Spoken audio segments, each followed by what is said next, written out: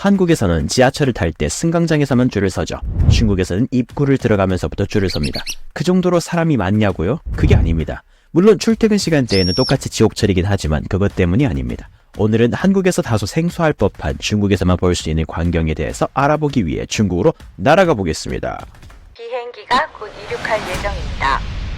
즐거운 여행길 되시길 바랍니다. 짐이나 수화물을 엑스레이 스캐너에 넣고 가방 검사를 하는 건 흔히 공항에서 많이 보죠. 하지만 중국에서는 지하철에 들어갈 때, 기차역에 들어갈 때마다 무조건 안전검사를 진행합니다. 잠깐이라도 역 밖으로 나갔다 들어오면 또다시 검사를 해야 들어갈 수 있습니다. 다행히 너무 오래 걸리는 건 아니고 그냥 가방을 한번 내려두었다가 다시 메고 나가야 되는 번거로움 정도로 생각하시면 될 것 같습니다. 하지만 간혹 테러 위험이 있거나 중요한 행사가 있는 곳에서는 아주 꼼꼼하게 천천히 하는 경우도 있습니다. 중국에 있는 식당에 들어가면 가게가 붐비건 한산하건 我们要点菜 라고 했을 때 무조건 돌아오는 한마디 桌子上有二维码请扫码点餐 이라고 합니다. 그렇습니다.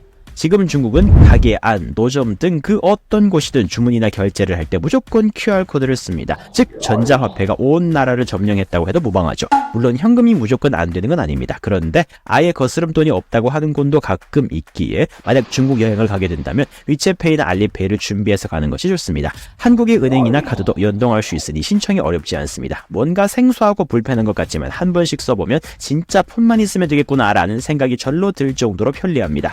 但是 충분한 배터리는 필수. 밥을 먹고 바로 해야 되는 것은 식후땡 그런 거 말고 중국에서 아저씨 아줌마들은 무엇을 할까요? 바로 그들만의 소파, 스맨파. 이게 무슨 소리냐고요? 광창우, 광장무를 들어보셨나요? 실제로 저녁을 먹고 나면 공원이나 공터, 심지어 아파트 대단지에 있는 운동장 같은 데 모여서 매일매일 대규모의 메가 크루 미션을 진행합니다. 국민의 건강을 위해서 독려되었던 이 운동은 소음과 교통체증을 유발하고 다른 사람에게 피해를 준다라는 이유로 한때는 좋지 않은 시선을 받기도 했지만 요즘에는 음악을 크게 틀지 않거나 사람마다 이어폰을 끼고 광장이나 공원 또는 공터에서 춤을 추고 있다고 합니다. 춤이 진심인 그들, 시대에 맞게 변화하는 거죠. 정말 그들만의 리그는 멈출 수 없습니다.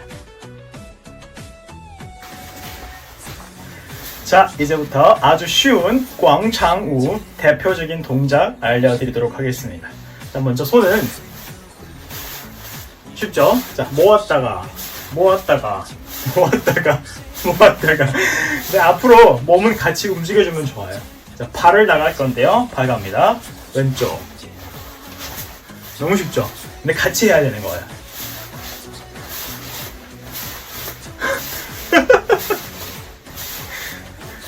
그리고 또 어떤 동작이 있냐면 이런 것들이 있어요. 자, 제가 본 건데요.